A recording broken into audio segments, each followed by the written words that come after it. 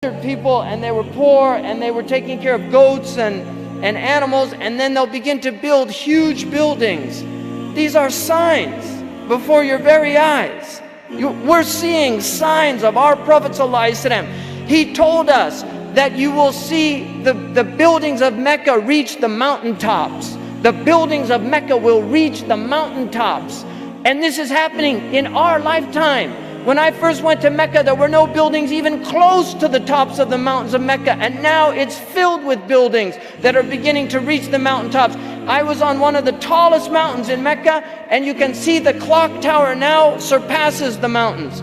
The Prophet ﷺ said in a hadith, he said, إِذَا رَأَيْتُمْ مَكَّةَ بُعِجَتْ كَظَائِمًا. If you see Mecca, if you see its mountains with holes pierced through them, this is what it means. بُعِجَتْ كَظَائِمًا وَيَتَسَاوَى بُنْيَانُهَا رُؤُوسَ جِبَالِهَا. And you see the buildings reach or in a riwayah ta'lu, they will actually surpass the mountaintops. And then he said, فَقَدْ أَظَلَّتَ السَّاعَةُ. It means that the sa'a has cast its shadow.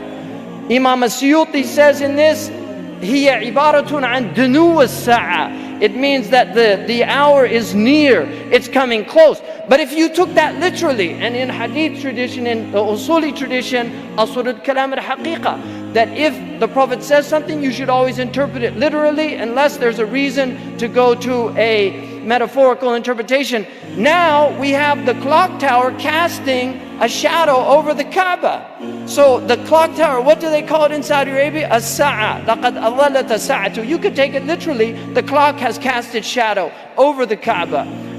Literally or metaphorically, اقتربت الساعة وانشق القمر. The hour is drawing near.